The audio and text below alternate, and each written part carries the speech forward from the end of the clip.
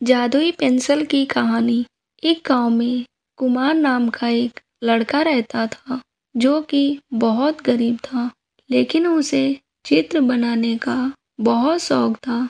वह लकड़ी के सहायता से मिट्टी पर बहुत ही सुंदर चित्र बनाता था। उसके पास पेंसिल और कागज खरीदने के लिए पैसे भी नहीं थे।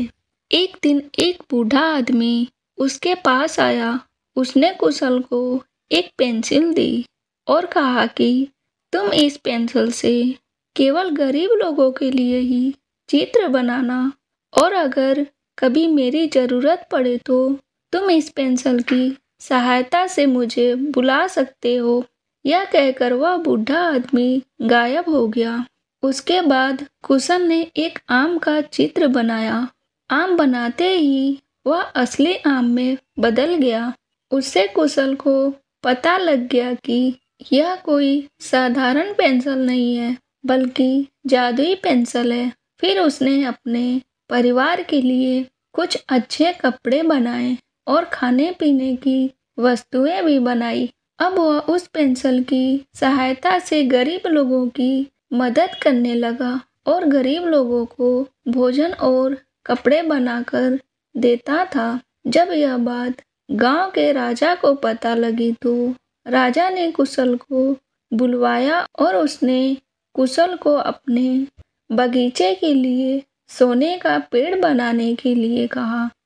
लेकिन कुशल ने ऐसा करने से मना कर दिया और कहा कि मैं इसका उपयोग केवल गरीब लोगों के लिए ही कर सकता हूँ। आप तो पहले से ही बहुत अमीर हैं। यह सुनकर राजा को गुस्सा आया और उसने कुशल से वह पेंसिल छीन ली और खुद ही चित्र बनाने लगा, लेकिन उससे कुछ नहीं हुआ। उसके बाद उसने वह पेंसिल वापस कुशल को देकर चित्र बनाने को कहा और बोला कि अगर तुम चित्र नहीं बनाओगे तो तुमको जेल में डाल दूंगा। इस पर कुशल को बूढ़े आदमी की याद आ गई। उसने बूढ़े आदमी का चित्र बनाया, जिससे बूढ़ा आदमी प्रकट हो गया। उसने राजा को समझाया कि यह पेंसिल कुशल को केवल गरीबों लोगों के लिए मदद के लिए मिला है।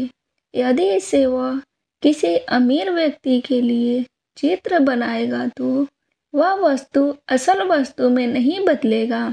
उससे राजा को यह बात समझ में आ गई और अपने गलती का एहसास हो गया तो उसने कुशल को उपहार देकर छोड़ दिया।